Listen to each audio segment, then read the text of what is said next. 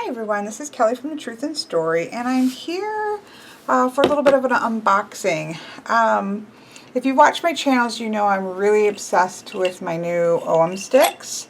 I've already done a video on Oghams, which I'll put a link to in the description box below.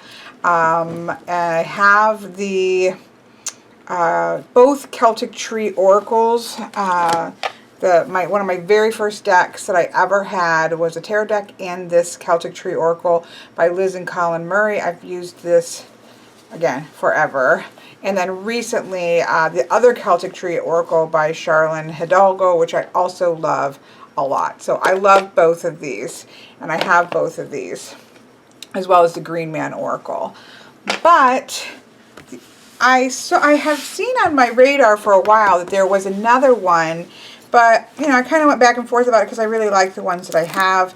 But I just decided, you know, one of the nice things, I wanted to check this one out because there's a lot of people showing some interest in Oghams.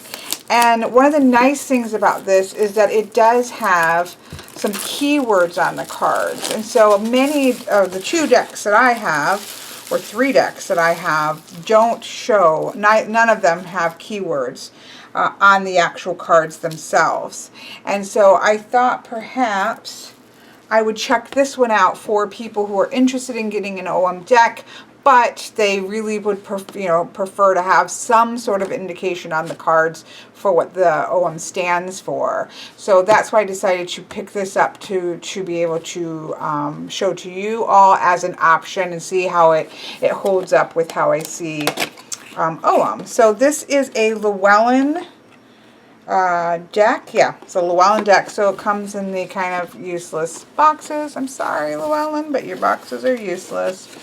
It's already scrunched, and this came in a bigger box with some, I had to get a big thing of ink for my printer, or toner for my printer, and so this was in a bigger box. It wasn't just sent like this, but they just get smashed up real easy. But one of the things I do like about Llewellyn is they generally have great guidebooks. Okay, where's the deck? Of course, the deck isn't going to be a large number because it is based on the Ogham, and so there should be only 20 or 25. There are 25 cards here. I love the backs already. So here we have, it's called The Voices of the Trees by Mickey Mueller. Now, let me see about the art. I like this. John Michael Greer. The Ogham Alpha, I like John Michael Greer's, well, his Geomancy book is one of my all-time favorites. The Ogham, or Ogham alphabet of Irish Bardic lore plays roughly the same role in Celtic tradition that the runes have in Norse and Germanic spirituality. But there may be 100 people who've cast the runes for every one who have ever heard of an Ogham. This may be the deck that changes that. Capably researched and sensitively rendered, Mickey Mueller's Voice of the Tree is an attractive and accessible oracle based on the Ogham. It will be of interest not only to contemporary druids and Celtic pagans, but to anyone interested in a divination system that has, if you'll pardon the pun, deep roots in both the living earth and the Celtic past. I like it. I like it. Lisa Hunt. Yeah. Okay, so Mickey Mueller is the artist and the author. That's what I was trying to find, actually. So the artist and the author of this deck is Mickey Mueller. We've got a nice looking deck or guidebook. Now, of course, the looks doesn't mean it's going to be amazing, but still. So we have the preface talking about trees. A note on the art. My purpose in designing this deck was to share the Celtic Tree Ogham with modern practitioners of various earth spirituality paths and cartomancers, as well as those who wish to deeply explore their Celtic heritage.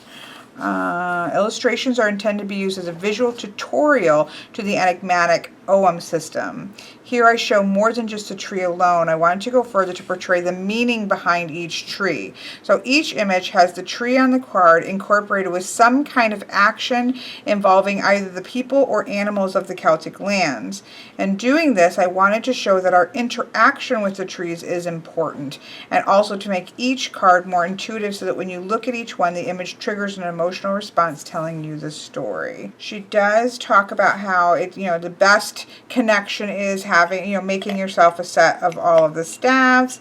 If you don't live in this go, this can be quite costly and challenging task. Therefore, in creating the artwork of each of these cards, I've used a bit of botanical sample from the corresponding oh, that's neat. Bark, wood, leaf, blossom in a magical infusion that was then mixed in with my watercolor paints. That's really awesome. In this method, the energy of the tree is part of each piece of artwork, as well as part of the intuitive process of bringing each card to life. I love that. Actually, I think that's pretty amazing. So again, of course, you've got your all your kind of introduction. It has the Ogham letters here. Let's see how they do the last. So the last 5, that's always my question. She does use grove, she does use spindle, and then she uses gooseberry, woodbine, and beech for the last 5. You can take those last 5 out if you don't want to use them, but I'm all for giving them a go. And I've definitely seen that combination before in the last 5. Those are going to be very flexible. In fact, they're talking about here. There are several versions of those last 5, suggesting that they were added later. After much study and comparison, I finally made a decision on what versions of those last 5 to use based on how well they would work for divination purpose. So, and everybody who does it has to do it. And again, a lot of the stick ones will not have any whatsoever. They won't add those last 5 in. So that is fair. Obviously, talking about the Tour de Danann, how to use the Oracle, dedicating the cards, making a bag. Definitely going to have to do something because the book, the box is not going to work. I do like that she has you make a bag because there is a long tradition of having a crane bag, which I have a video on as well, of making a crane bag. I know these should be in there, and I had them in at first, but I want them on my sacred space, and so I have them in here, and I've actually been really enjoying just mixing them in hand. So maybe I'll use the crane bag for this one. And then we have a field guide to the cards. I love how she calls it a field guide because, you're wandering through the forest. So let's open the cards up before we go any further. I do really love the look of the backing.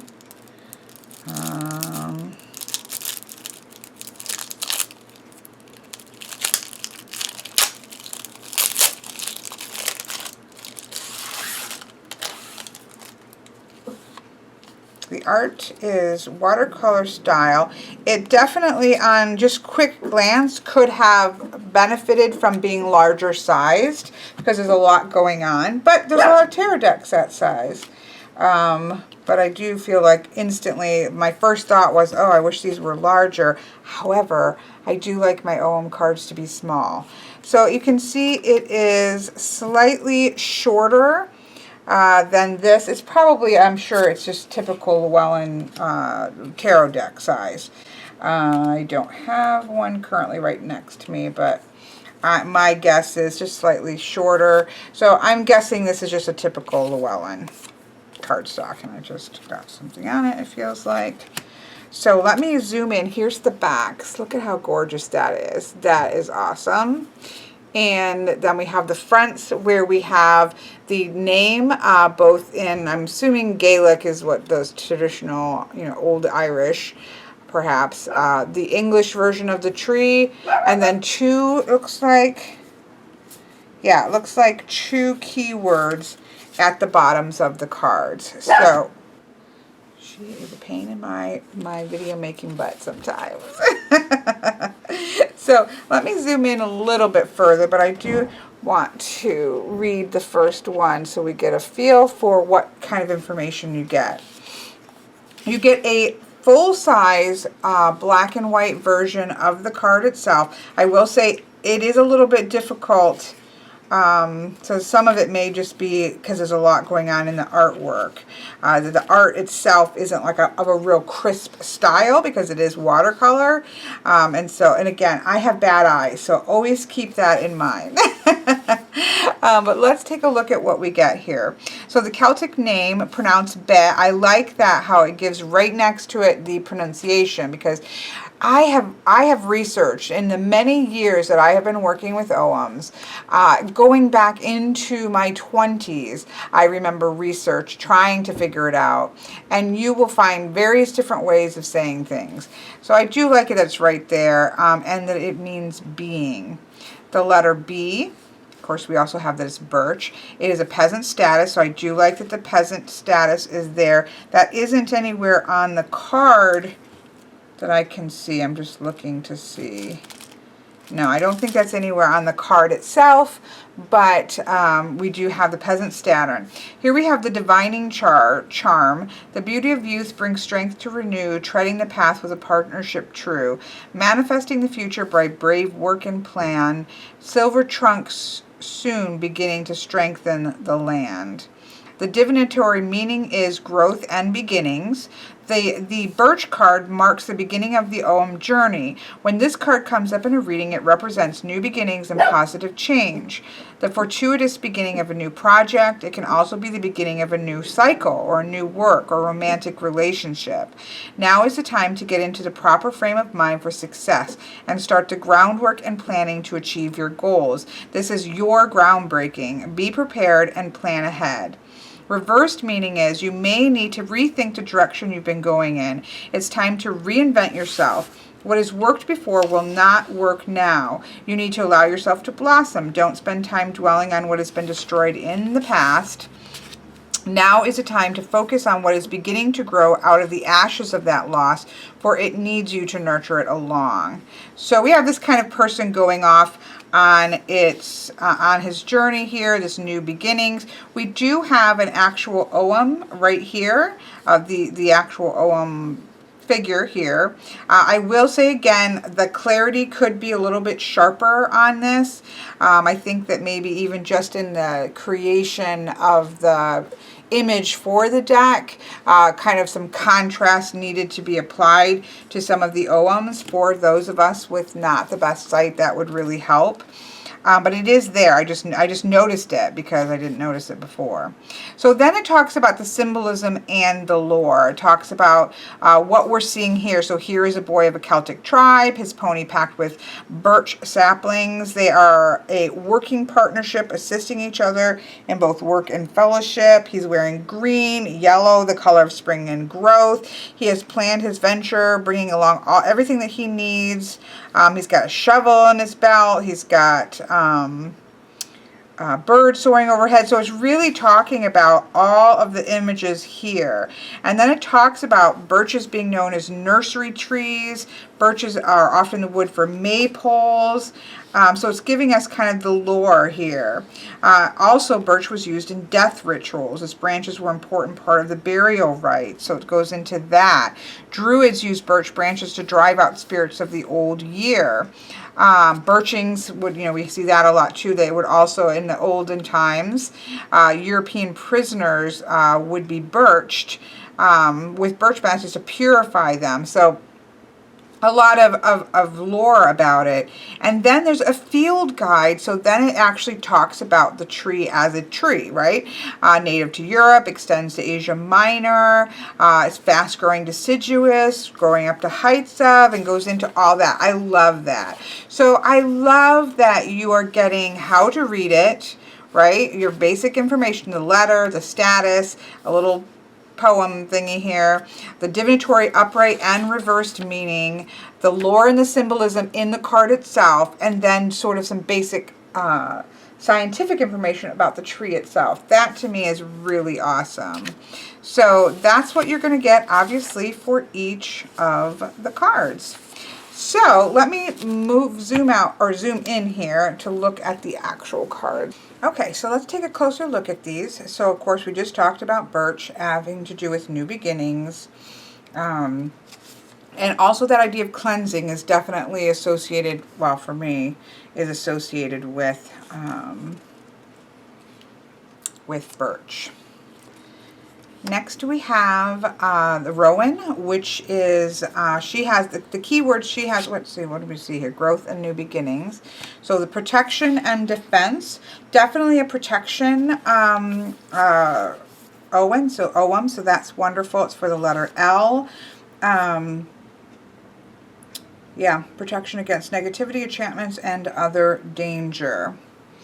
And this is a shrub level. Again, as with my, and this is not the only deck, so I'm not, this isn't like a real strong criticism, but when there is a set system in place, like shrub, peasant, and chieftain, I really wish that the decks would just, you know, put a single, and I'll you know, probably just go in myself and put some red dots right here in the corner. But this is the only deck that does that, so it's not just this deck. But they acknowledge that the system is there, but then there's, that I can see, there's nothing that shows that. So it's just one of those little things like, oh, I wish like there was, I wish it was there. Now I will say this Ogham's a little bit more clear than this one for my eyes. Again, I don't have the best eyesight, but for my eyes, the contrast there is quite low. I would have to kind of look my head down to try to see that's a, of course it says it right on the top, so let's be realistic. I'm being a little bit nitpicky, but you know, I think the whole deck could have used a little bit of a higher contrast or something.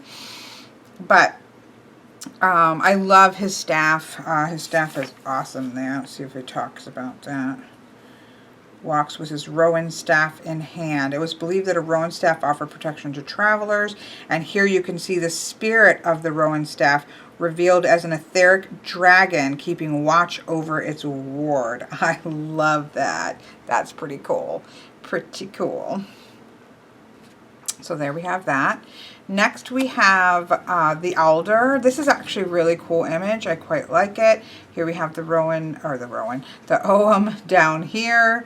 And she has the keywords oracle and teacher. It is definitely an oracular Ogham. It's also a protective Ogham as well. It's a blessed tree. It's a chieftain. So again, I'm not going to keep saying it, Kelly. I know I repeat myself, but it's because I'm processing. I do get a lot of messages about the fact that I repeat myself, but just to note that many of these are first impressions, which I enjoy watching what people's first impressions are. I also enjoy in-depth reviews after they've used it for a while, and I try to do both, but some of it is just me processing through my reactions to the deck. So I'm trying to keep it in check. It's sacred to Bran, a giant of a man who's a warrior, wise and magical. So I'm assuming Bran is, this is Bran on the card, which I quite love having that. It's also water resistant, so we can see it in the water. It's made of, makes it a good choice for milk buckets and liquid holding. Sacred trees for many different reasons. Then again, it just talks about the field guide. I really like the book. Now again, I do see this as a bit of a protective as well, but I do like the addition of the word teacher. It's nice. This is gorgeous. And I feel like the colors pop here maybe a little bit more. Again, that's just, that's just post-production in my opinion. But I think this is the image, yeah. This is the image on the front of the box. And it's gorgeous. So this is the Willow. So Willow is one of my trees. It has been since I was very little. We had a willow tree near where I grew up at, and I spent much times in the branches and swinging from the branches. So I have a strong connection to Willow. And so she has intuition and the unseen here. This is a peasant one. And it talks about following your intuition. Sorry, I'm trying to, I'm kind of looking between,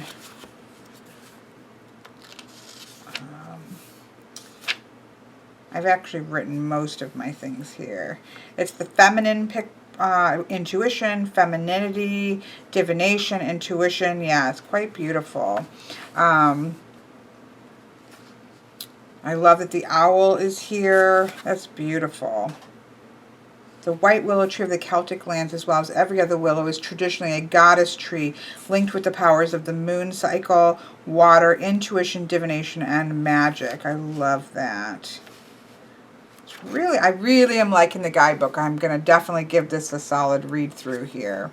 And I actually quite like the cardstock. I think this must be new Llewellyn cardstock. It's kind of matte. There's a matteness to it. I'm going to have to get out my Tarot of the Hidden Realms, which is one of the older cardstock. But if this is newer card, it's still that thin, which I quite like to shuffle. You could go thicker, obviously, with this deck because it's not very many cards. But if this is like their new cardstock with this like matte finish, I'll be quite happy about that. Okay, next we have Ash, and here we have transformation and action as keywords. Now, for me, the ash tree is very much about that sort of as above, so below feeling to things. It is transformation as a major keyword as well. The action is quite interesting. I'm going to read this for zip through here. There's only 25 cards, so I feel like I'm okay to dig a little bit. Did I skip one? No, there it is. It takes strong action to break the inertia that's affecting you. Yeah, you got to take some action. If you want transformation, you've actually got to do something. So that's pretty powerful. The ash tree is part of the trifecta of the fairy grove, oak, ash, and thorn. It's steeped in myth. This is also part of the world tree, or it's what the world tree is as far as I'm aware, and the way that I see it, the ash tree, the world tree is an ash tree. So again, a lot of power there, a lot of transformation. And in this deck, she sort of added that understanding that there is expectation of you. If you want transformation, if you want to achieve below what is reflecting above, then you're going to have to take action. I quite like that. It's different for me for a keyword for that Ogham, but I quite like it. So the next one is Hawthorn, and this is for me.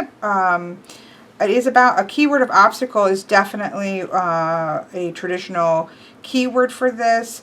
It can also be protection of the sacred. That's often how I see this. It can be cleansing as well.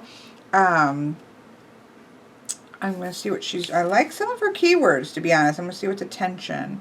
Hawthorn warns. So it's kind of showing the warning of a brief period of tension in your path.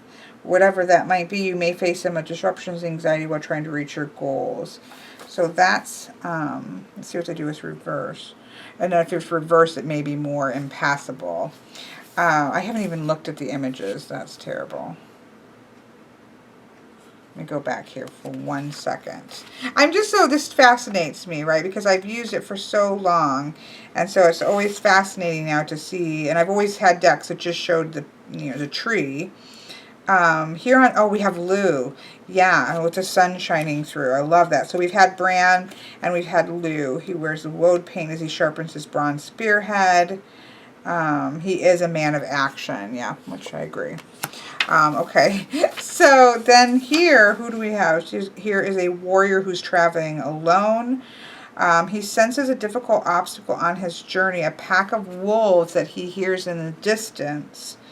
Knowing that one man against a dozen might not be good, he is sheltering under or hiding behind a ash tree, or a hawthorn tree, I'm sorry. So he needs to be still and quiet and kind of get through this. So he senses this obstacle and he is kind of working to get around it. So that's pretty cool. Again, I do like, for me, the primary, and I've had this complaint about other decks as well, and decks that I absolutely love with Oghams, the new Hidalgo one that I love. But I really do wish, it's a deck of Oghams, right? The whole point is the Ogham. And so I really wish that was like kind of front and center and large and bold, maybe running down the side of the tree. I don't know. I just feel like I wish that was much more prominent, because this is a deck about Oghams. But again, it's not the only deck. In fact, out of the 3 decks that I have, have 2 of them have much smaller ones even than these. So it's just one of those kind of like pet peeve things. Like if it's a deck about Ogham, the Ogham should just be there standing out. I'm going to try not to say it again. But I do like this. I like the scene that's going on here, and that sort of, okay, what are you going to do? So, it's also offering you some degree of what is the situation that the Ogham might be reflecting, and then also what could you maybe do about it. So yes, there may be an obstacle coming, but don't just sit there. Figure out how you're going to get around it. The same thing here. Transformation things are coming. Start sharpening your spirit. It's time to take action. So I do like that sense of motion. Like she said, the idea of interacting. So, here we have that idea of interacting. If he's an oracle, it's almost like he's scrying in the water.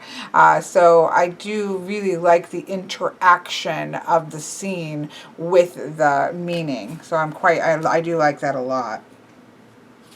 So next, beautiful, oh, do I love this. Oak is another power. Obviously, I think it probably is for everybody, but definitely a power tree for me. I spent literally in a tree not this big, but had a branch, in fact, even a little more going out, laying flat outward. And I've been back to visit it. Definitely doesn't look as big as when I was a child, but it went straight out, and I was able to just lay right there in the crook of the tree. I spent hours upon hours up there. So this is really beautiful. Strength and endurance for the oak. Definitely solid protection, strength.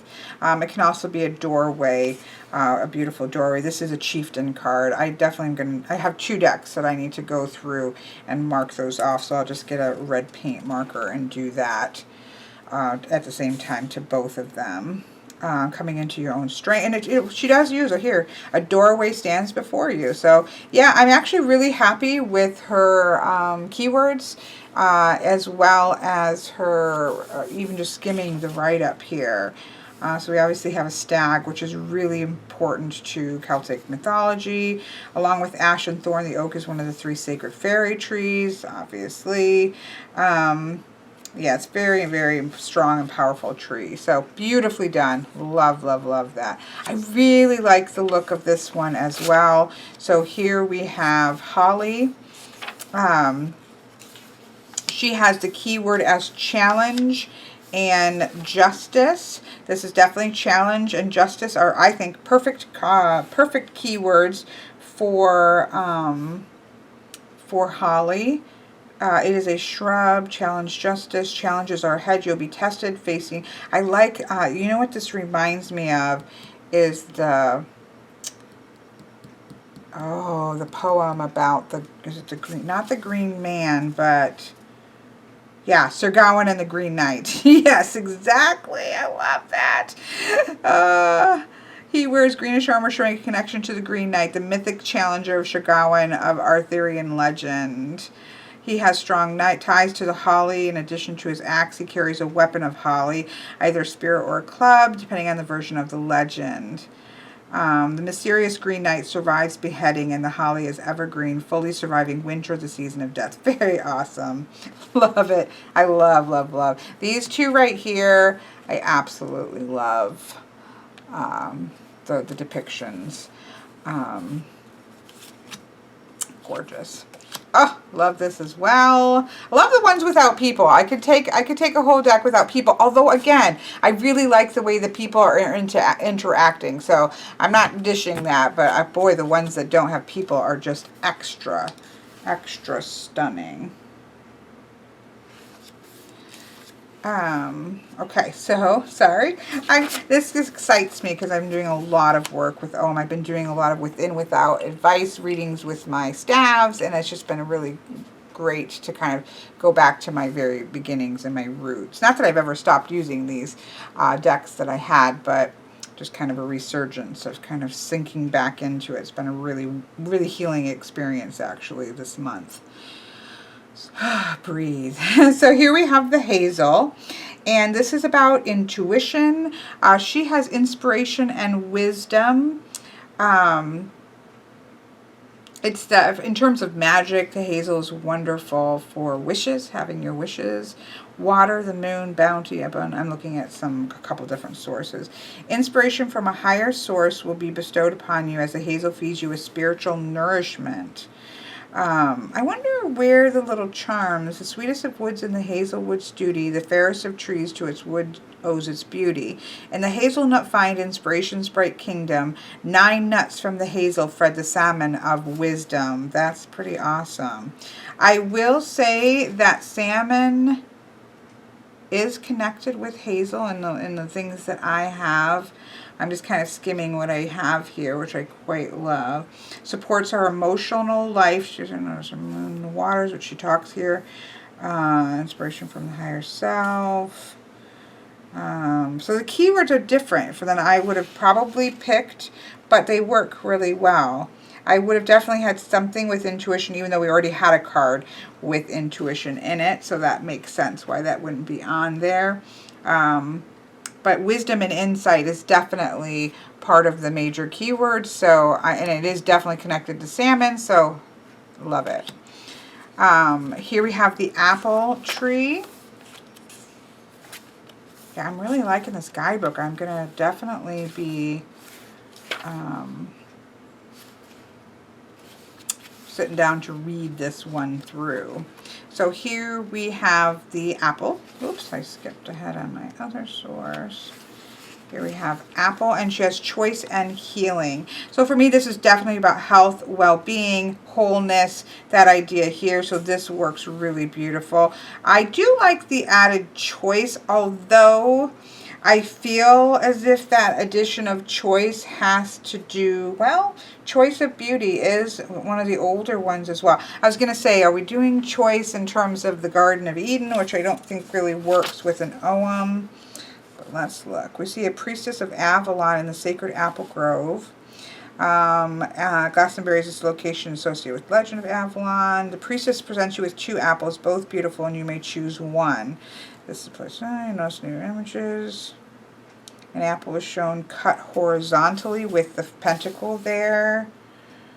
An apple day keeps the doctor away. The Avalon actually means the Isle of Apples. This is, of course, where Arthur's taken to. I would hope everybody knows that.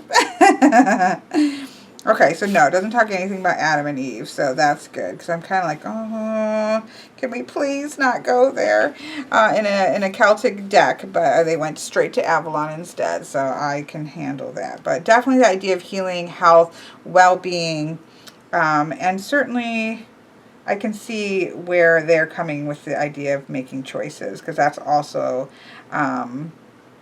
it's making choices of good things. It's 2 apples. So it's not that one of these apples is all of a sudden going to have a worm in it. It's choosing between good things. So that's the general idea of this Ogham. So that definitely works.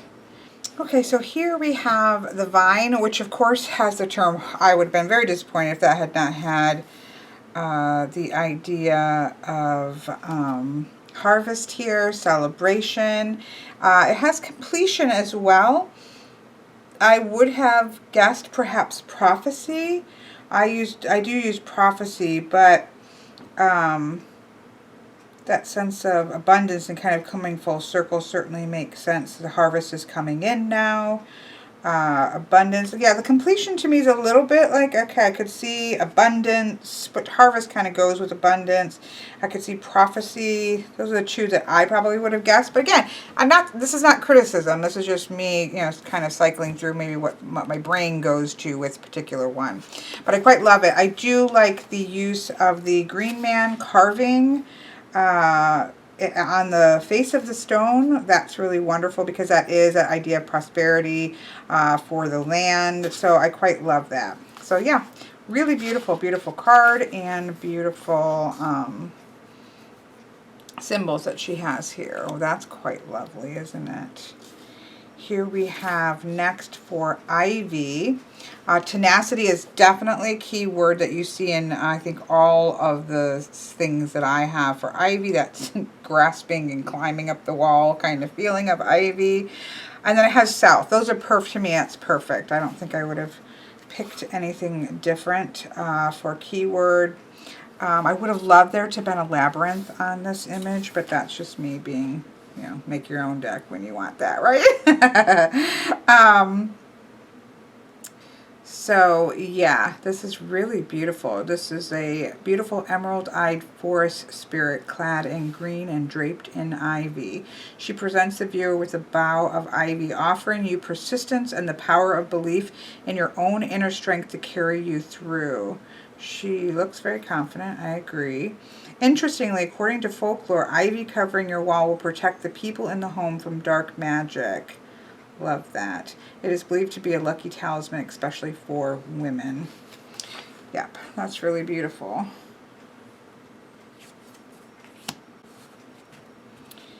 Okay, so then next we have Broom or Reed. I do like that she has both. Because I do, most of mine go with Reed. My actual stick set has Broom in it. It's still that idea of cleansing away that you get either way. I like the cleansing. I like the vitality. Because that does, now this is one that I also would have thought of with action, although we already have an actual, because it is that physically, but she is physically sweeping away. So I quite like that. We have the reeds here. We have somebody sweeping. Reminds me, this scene kind of reminds me of the Celtic Lenormand with those beautiful huts there and the herbs drying. I quite like it. Again, some of the artwork I just feel like I want to see a little contrast. Now I will say that I also feel that way about Lisa Hunt's art, which is stunning. Again, no disrespect to the art. I think it's actually more in the creation of the cards that it just might need a little bit of contrast popping so that it's a little bit more clear. And some of it's also that beautiful matteness. Maybe it needs those original images to contrast up a little bit because I would like to see a little more detail. But that's part of the nature of watercolor as well. But it's beautiful. Here we have adversity. I quite like the blackthorn is grabbing hold of this man's cloak here, which I quite love. So we have keywords of adversity and sacrifice. Oops, let me.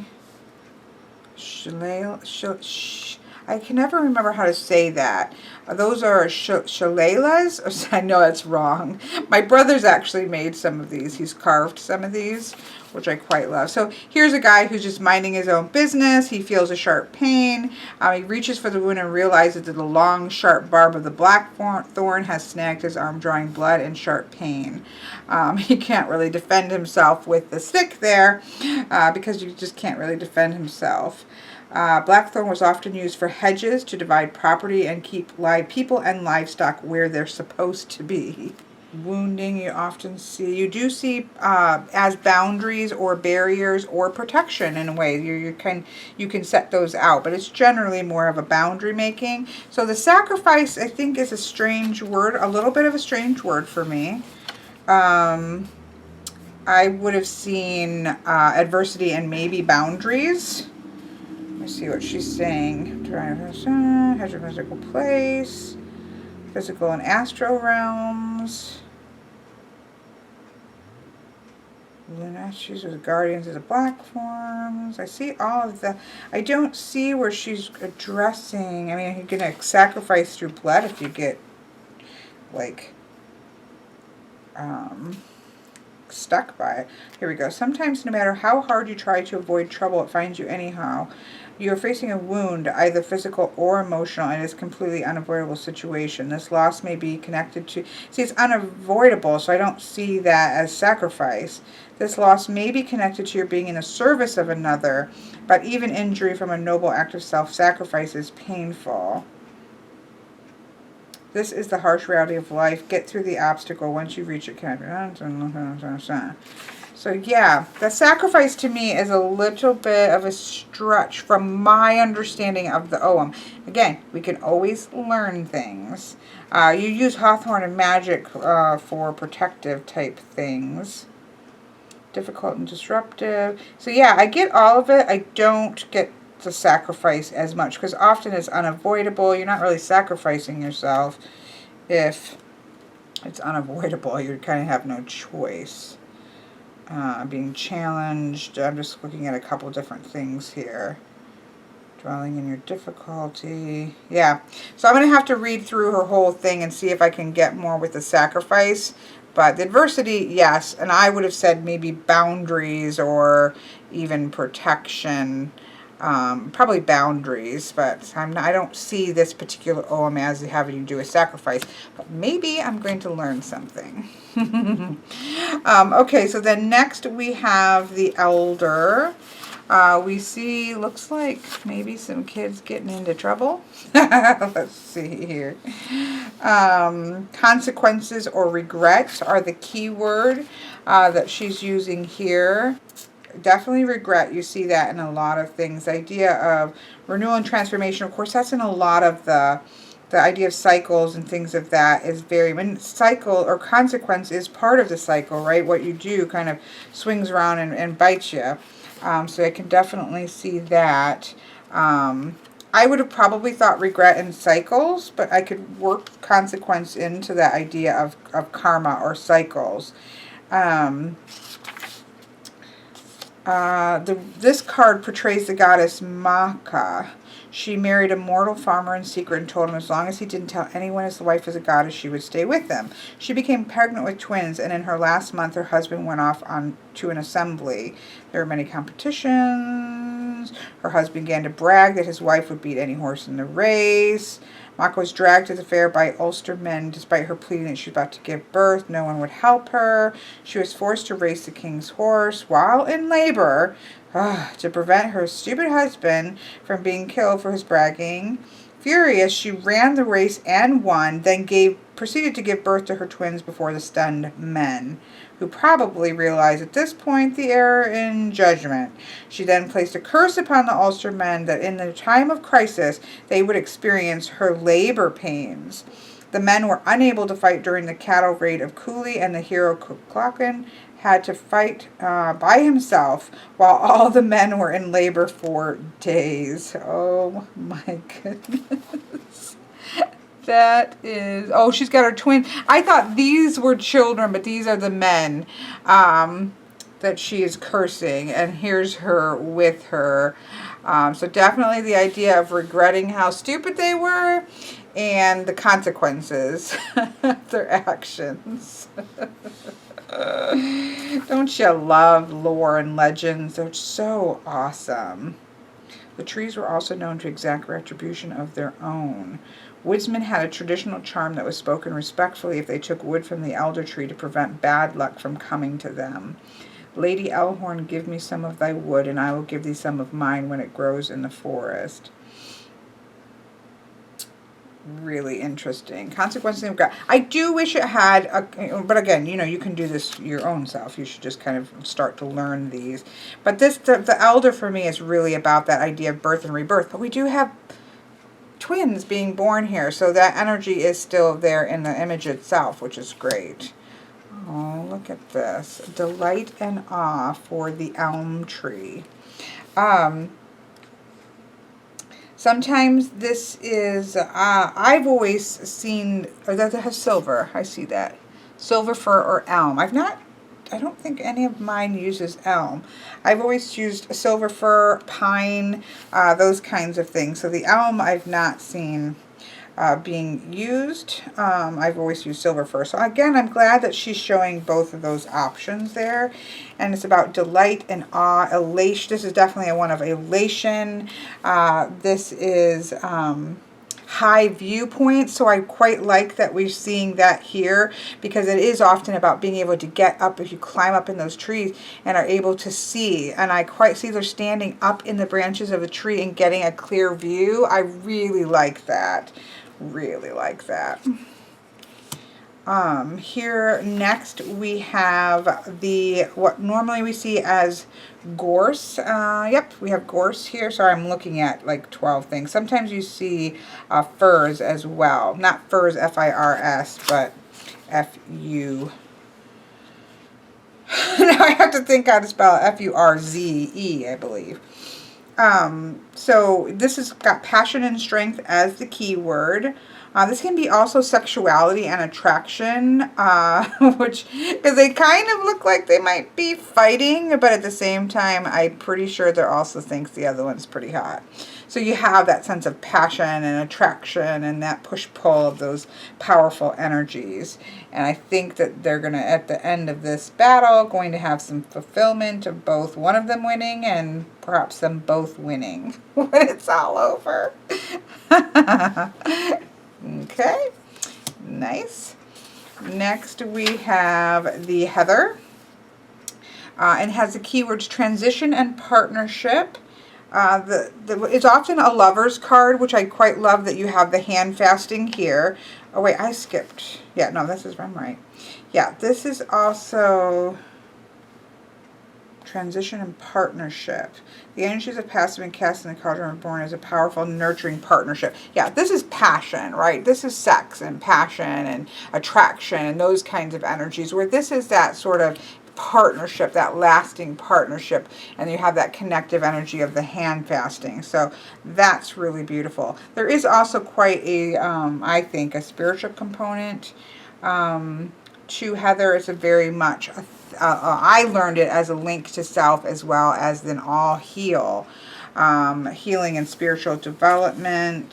So yeah, you don't see a whole lot about the healing aspect, although I definitely learned it that way. And again, you can add all that in there, but I like that sense of connection and partnership that we do see there. But it is also a link to the inner self, and I think that's important to remember, for me anyways, for this particular one.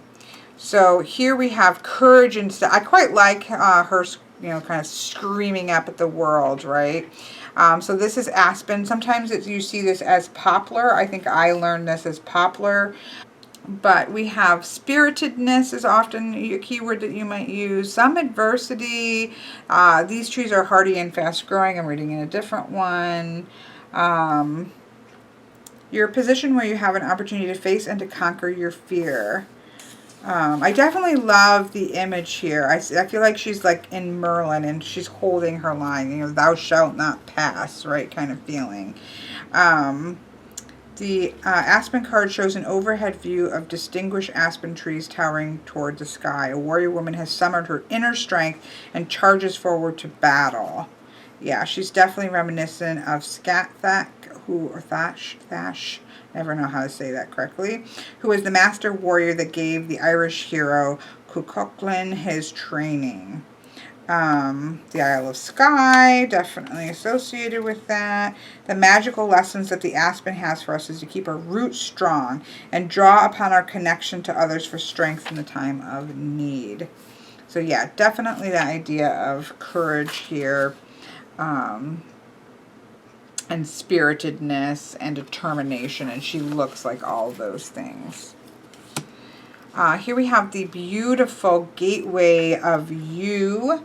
Again, you know, I have to say a lot of Oghams has keywords surrounding rebirth, but I love this, the imagery here. It does almost look like a birthing, female organ for giving birth, or a vulva kind of feel to the gateway there. So you have that sense there of that of mortality as well. Transition is a word that you'll see a lot with this. You're going, you know, you're moving from one place to another, which makes sense. Everything begins, has an end at some point, is part of life. Giant lone yew has stood over for 1,000 years. The crone is there to greet you. She is the grandmother and facilitator there to assist you from one life into another. So we do have that sense of transition, even though that obviously isn't being used as a key word. So then we come to the last 5. So these, of course, are the main 20, the original 20. And now we're going to do the last 5 here, which are the first 2, I think, are the... I've always, pretty much, I think, always see Grove. No, I've got one, I think, that doesn't have Grove. I do like that Grove is the beginning one, because I do quite like that. This idea of sacred space. Let me see... This idea of having knowledge and silence, all the things that you feel with the grove. It's a sacred space is how I see that.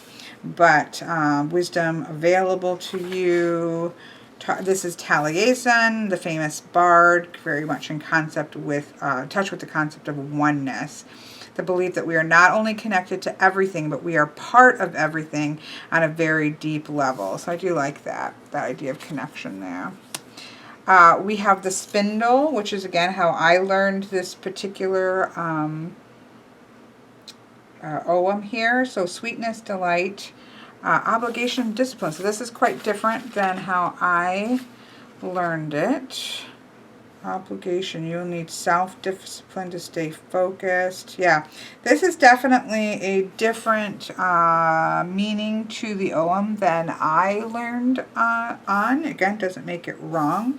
It just means it's different than when I learned. Patience in your focus, which I can see if you're feeling, and we already did have one about delight and that kind of thing. So I do, but it's also that idea of illumination and those sudden insights. That's what I often see it about.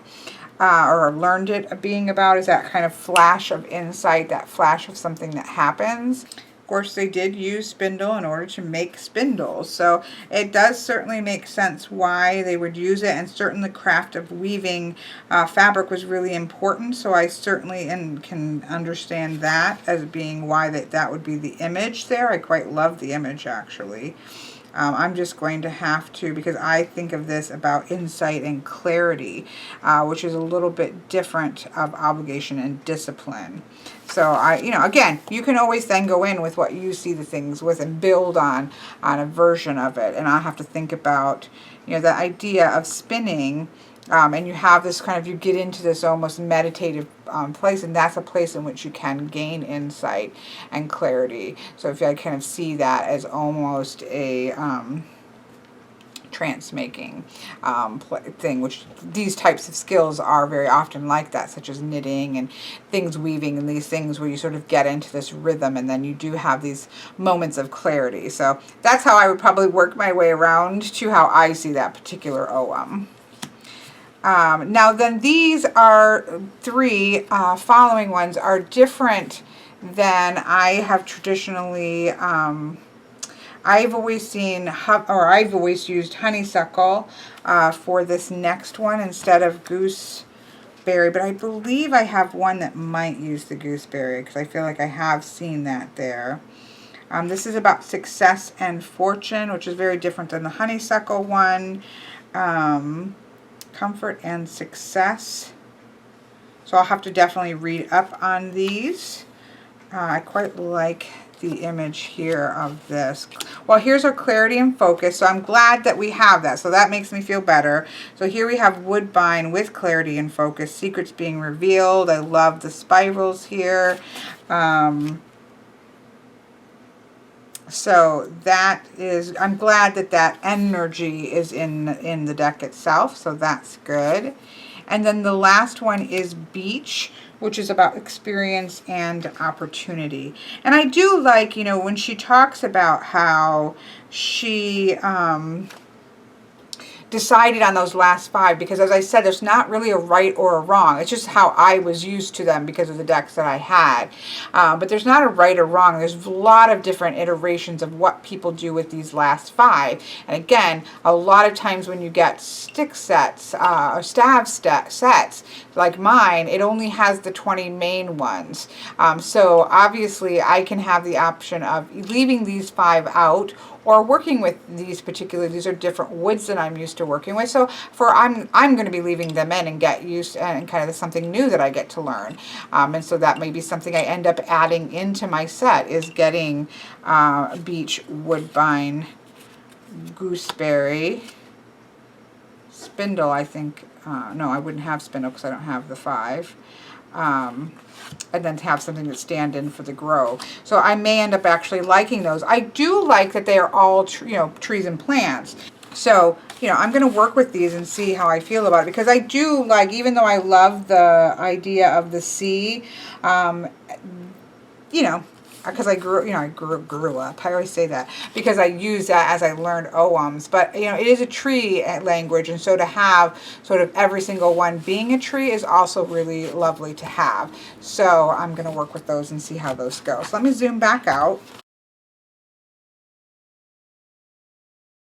I think this is really beautiful. I'm actually really pleased with this deck.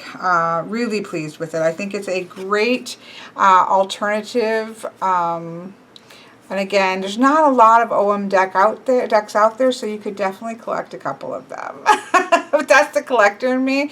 But this is definitely a great one because of those keywords. You know, as if with any, I'm not a huge fan of keywords. I like them because it does help shortcut you.